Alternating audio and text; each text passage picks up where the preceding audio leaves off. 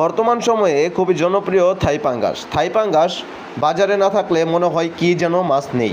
দর্শক, এই মাছগুলো চাষ করতে দীর্ঘ সময় লাগে, কিন্তু আপনারা যদি চান এই মাছকে খুবই অল্প সময়ে চাষ করতে পারবেন। যেমন আমরা এই মাছগুলোকে 10টা পিসে কেজি পুকুরে ছেড়েছিলাম, এখন 4 মাসে এক একটা 1.5 কেজি প্লাস ওজন হয়েছে। তবে থাই পাঙ্গাস মাছের বৈশিষ্ট্য হচ্ছে এরা খুবই খাবার বেশি খেয়ে থাকে, তাই আপনারা খুবই লম্বা সময় না থেকে অল্প সময়ে চাষ করতে পারবেন। তাই খুবই ভালো উন্নত জাতের থাই পাঙ্গাস মাছ আমাদের কাছ থেকে নিতে পারবেন। আমরা বাংলাদেশের যে কোনো জায়গায় মাছ ডেলিভারি দিয়ে থাকি। 30টায় 1 মণ হয়েছে, মাশাল্লাহ খুবই সুন্দর সাইজ, আপনারা মাছের গ্রোথগুলো দেখতেই পাচ্ছেন। এটি মূলত হচ্ছে থাই পাঙ্গাস।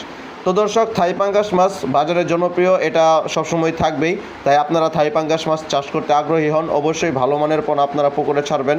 যাচাই বাছাই করে থাই পাঙ্গাস মাছের পোনাটাই নেবেন এবং খুবই বড় সাইজের পোনাটাই আপনারা পুকুরে চাষ করার চেষ্টা করবেন। তো দর্শক, আপনাদেরকে দেখালাম থাই পাঙ্গাস মাছের ভিডিও। অবশ্যই আমাদের ভিডিওটি লাইক এবং শেয়ার, পরবর্তী ভিডিওটি দেখার জন্য আমাদের চ্যানেলটি সাবস্ক্রাইব করবেন। ধন্যবাদ আমাদের সাথে আপনার মূল্যবান সময়টি দেওয়ার জন্য।